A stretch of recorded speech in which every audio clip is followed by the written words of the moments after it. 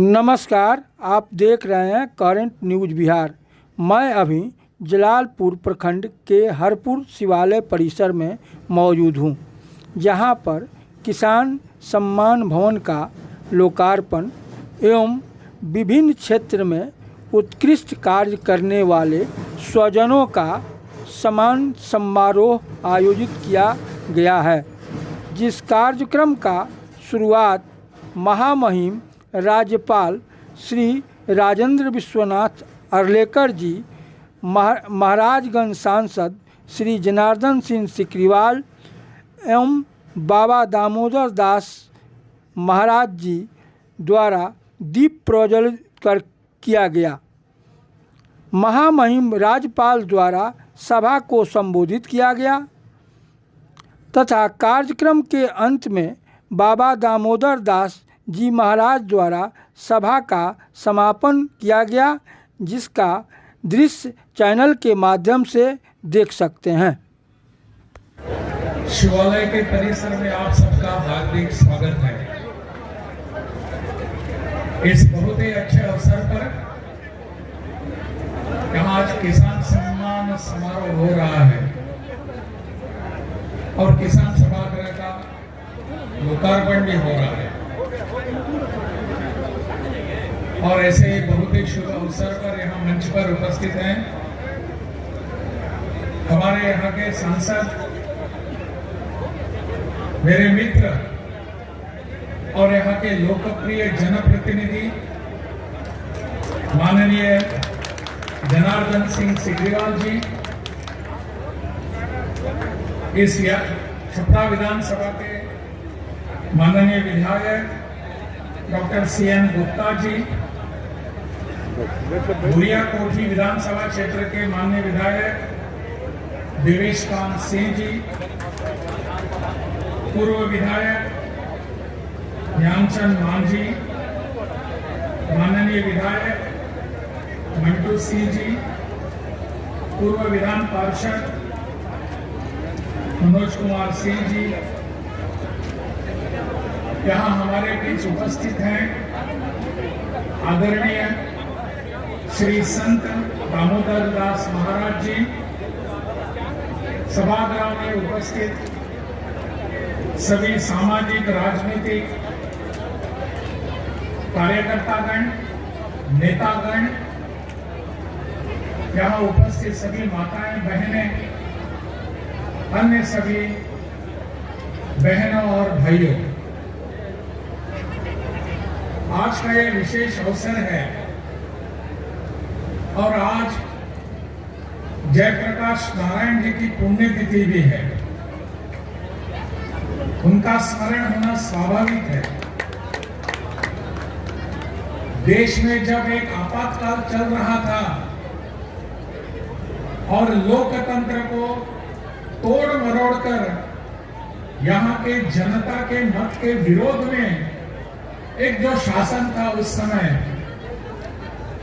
उस विरोध का, उस असंतोष का नेतृत्व करने के लिए पूरे देश से अगर कोई नेता आए थे, उनका नाम था जयप्रकाश नारायण। जयप्रकाश नारायण जी ने पूरे देश को एक समग्र क्रांति का संदेश दिया, नारा दिया और पूरे देश में एक जो माहौल बना, उस समय के जो शासनकर्ता थे, उन्होंने लोकतंत्र के नाम पर यहाँ सब कुछ ऑटोक्रेसी कर दी और यहाँ के लोगों के खिलाफ, मत के खिलाफ यहाँ का शासन चलाना शुरू कर दिया था। मेरा सौभाग्य ऐसा रहा कि लोकनायक जयप्रकाश नारायण जी ने जो एक नारा दिया था, उस आंदोलन में मुझे सहभागिता दर्शाने का सौभाग्य मिला था। कुछ काल के लिए मैं भी उस समय जेल में था ताकि यहां फिर से लोकतंत्र आ जाए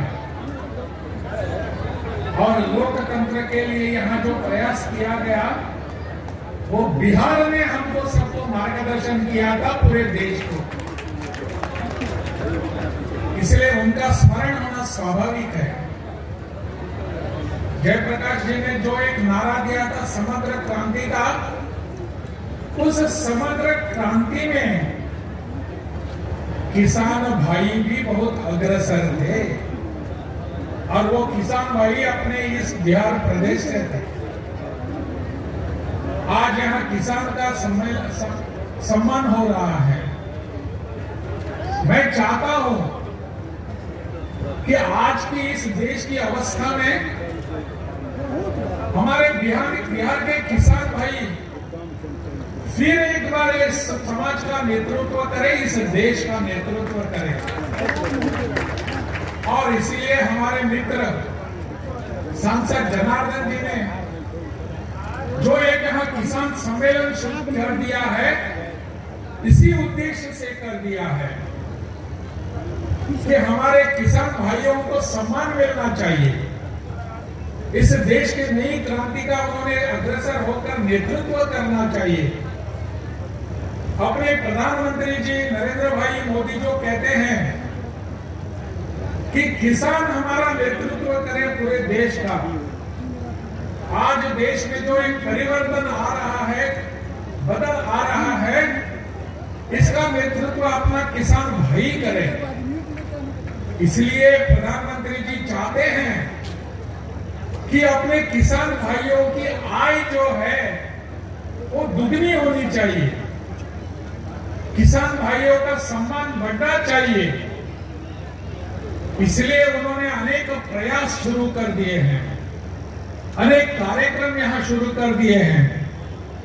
हम सब जानते हैं कि किसान ही हमारे अपने इस देश की परिवर्तन की रीढ़ की हड्डी है। किसान के तहत ही हम इस देश में परिवर्तन ला सकते हैं। मुझे बहुत ही उम्मीद है अपने किसान भाइयों से, उनकी आय दुगनी होनी चाहिए। इसके लिए जो प्रयास यहाँ के लोग कर रहे हैं, सब मिलकर जो कर रहे हैं, इन प्रयासों में हम सबको उनका साथ देने की आवश्यकता है। हम सब उनके साथीदार हैं। केवल किसान भाई काम कर रहे हैं खेती में, ऐसा नहीं चलेगा। किसान भाइयों की मदद करने के लिए हम सबको आगे आने की आवश्यकता है। हम दूर से देखेंगे किसान भाई खेत वहां की मजदूरी कर रहा है, खेत में अपना पसीना बहा रहा है, नहीं चलेगा। इन किसान भाइयों के साथ हम सब हैं, ऐसा एक विश्वास हमारे किसान भाइयों को अगर देना है, वो आज से हमको थोड़ा साइड दे दीजिए ना। मुझे विश्वास है कि आज यहाँ जिन सब लोगों का सम्मान हुआ, वो केवल किसान भाई नहीं है, वो अपने क्षेत्रों में अलग अलग क्षेत्रों में अग्रसर होकर इस समाज का नेतृत्व कर रहे हैं। इसमें चिकित्सक है, इसमें शिक्षक है, इसमें अपने सेना में अपने जिन्होंने प्राण निछावर करने का प्रयास किया वो भी हैं, जिन्होंने गारंटी अवार्ड्स ले लिए वो भी हैं। वो सब अपने समाज के, अपने देश का नेतृत्व करने के लिए आगे आ रहे हैं। इनको हम भूल कैसे सकते हैं? इसलिए अपने मित्र मेरे सांसद जनार्दन सिग्रीवाल जी ने उन सबको याद किया, और ये याद करने का अवसर यही है। मुझे लगता है इस अवसर पर उन्होंने सबको याद किया। सिग्रीवाल साहब, मैं आपको बहुत बहुत धन्यवाद दे रहा हूं। आपने इन सबको याद करके यहां बुलाया। हो सकता है कि हम सब इनको फिर से भी याद करने की आवश्यकता है। केवल अपने किसान भाइयों को याद किया ऐसा नहीं, समाज का नेतृत्व करने वाले सभी एक साथ होने की आवश्यकता है, एकजुट होकर करने की आवश्यकता है। जैसे मैंने शुरू में कहा कि अपने किसान भाइयों की आय दुगनी होनी चाहिए। हमारे प्रधानमंत्री की ये सोच है, वो चाहते हैं कि हमारा जो भी पैसा आता है अपने हाथ में, वो किसान भाइयों के अकाउंट में जाना चाहिए, उनके खाते में जाना चाहिए। इसके लिए वो प्रयास कर रहे हैं। आय दुगनी कैसी होगी? प्राकृतिक खेती हमको अपनाने की आवश्यकता है। हमारी जो आज खेती चल रही है, इसमें सुधार होने की आवश्यकता है। तो प्राकृतिक तौर पर होने की जरूरत है।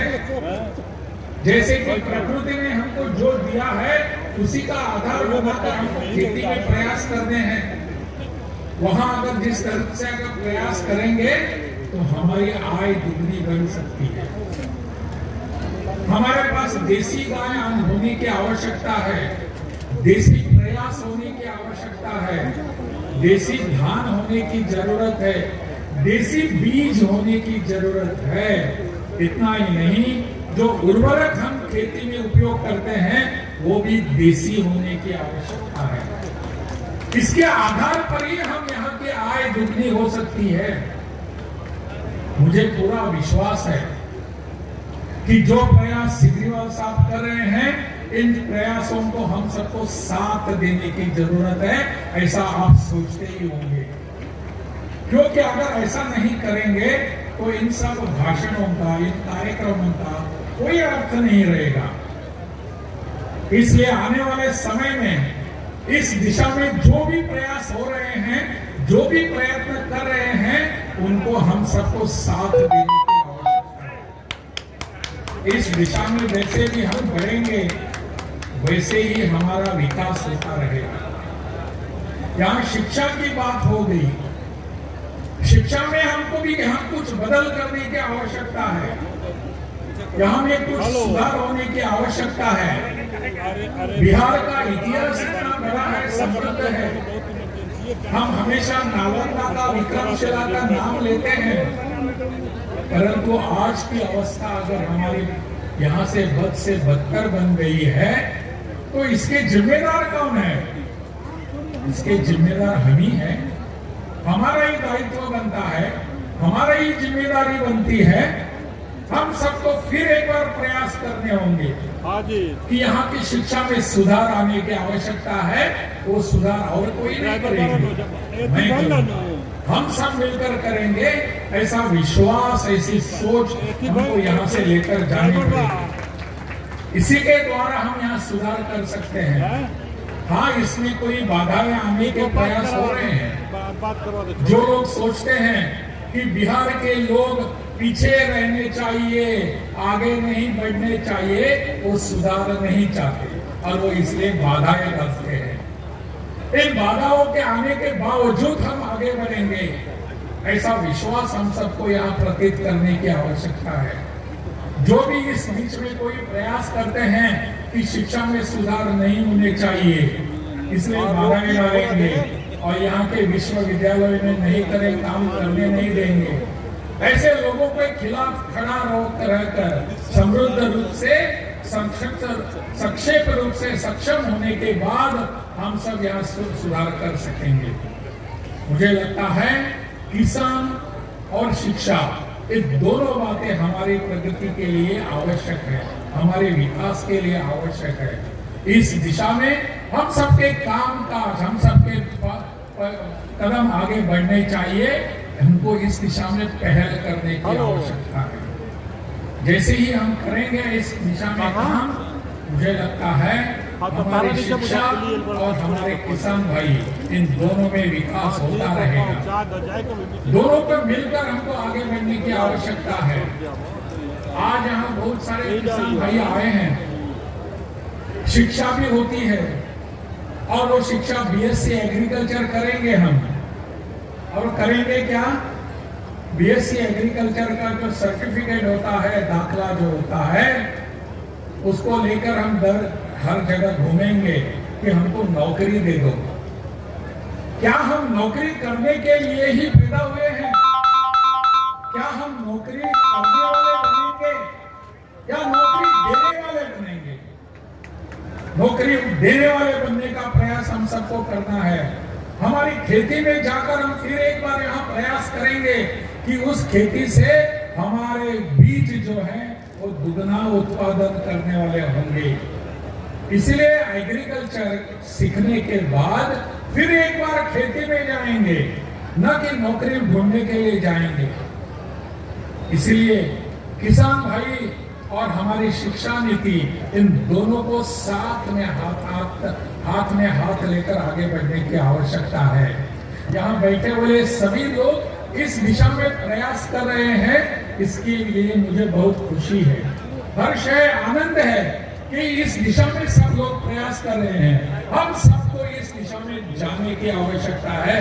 मेरा आप सबको आह्वान है कि हम सब मिलकर शिक्षा और किसान दोनों मिलकर आगे बढ़ेंगे और आगे बढ़ते बढ़ते बिहार का विकास करते रहेंगे। इस विश्वास के साथ आप सबकी मैं विदाई लेता हूं। फिर सिर्फ एक बार यही करना चाहूंगा कि जयप्रकाश नारायण जी ने हमको जो एक मार्ग दिखा है समग्र क्रांति का, उस समग्र क्रांति के मार्ग पर हम बढ़ते रहेंगे, निरंतर बढ़ते रहेंगे। और प्रधानमंत्री मोदी जी ने जो एक सपना दिखाया है, हमको मार्ग दिखाया है, एक साथ दिखाई है, उस पर हम आगे बढ़ते रहेंगे। यही विश्वास हम यहाँ से लेकर जाएंगे। भारत माता की जय।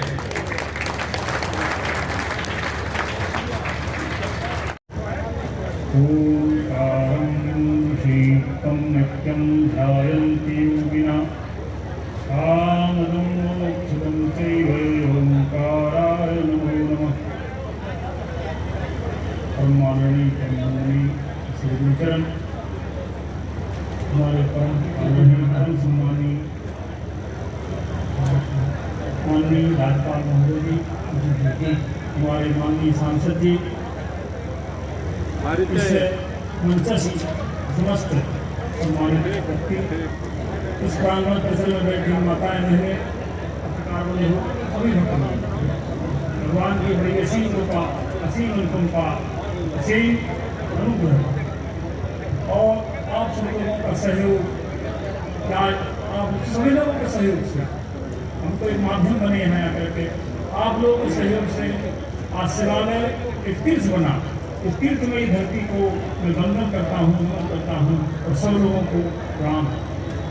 सबसे पहले मैं माननीय सांसद जी को धन्यवाद देना चाहता हूँ। माननीय सांसद जी के माध्यम से बहुत उच्च विचार, उच्च सोच, उच्च व्यवहार, इतना पवित्र सोच, इतना पवित्र विचार के माध्यम से, इतना पवित्र सोच के माध्यम से आपको यहाँ सांसद जी के माध्यम से सब देखने को मिलता है। हमारे सांसद जी का सोच था, पहले कई बार कहा सांसद जी एक ही बात कहते थे कि बाबा ऐसा भवन बनवाऊंगा, उस भवन को बहुत दूर दूर के लोग आकर के उससे लाभ उठाएंगे। फिर उद्घाटन की बात हुई, तब कहे बाबा मैं ऐसे व्यक्तित्व को बुला रहा हूँ, इस व्यक्तित्व को इस क्षेत्र में कभी लोग बोले मंत्री सांसद तो बहुत आ सकते थे, परंतु मैं ऐसे व्यक्तित्व को बुला रहा हूँ, इस व्यक्तित्व के माध्यम से इस समाज को लाभ मिलेगा। हमारे सांसद जी ने ऐसे महान व्यक्तित्व को यहाँ धरती पर दिखाया। मैं सांसद जी को धन्यवाद देना चाहता हूँ। किसी कवि ने लिखा था कि आलस में जिए अमृत भी पिए, खून का पीना होता है, मेहनत जो करे पसीना गिरे पत्थर में लगीना होता है। क्या तो मेहनत और परिश्रम। हमारे सांसद जी के माध्यम से कम शब्दों में, इन्हीं शब्दों के साथ मैं हमेशा कहता हूँ कि जीवन में कपड़ा एक चूहा भी काटता है और कपड़ा एक दर्जी भी काटता है, कपड़ा दोनों काट देते हैं। यदि कपड़ा चूहा काट देता है तो कपड़े का बंटाढार हो जाता है, और वही कपड़ा दर्जी काट देता है तो कपड़े का उद्धार हो जाता है, कपड़ा सार्थक हो जाता है, कपड़ा सफल हो जाता है। तो जीवन, एक व्यक्ति अपने जीवन को तमाशा बना करके जीता है, एक व्यक्ति अपने जीवन को तीर्थ बना करके जीता है। अंतर इतना ही है। मैं माता पिता को धन्यवाद देना चाहूंगा, और कैसे कैसे महान पुरुषों को इस धरती में जन्म दिया।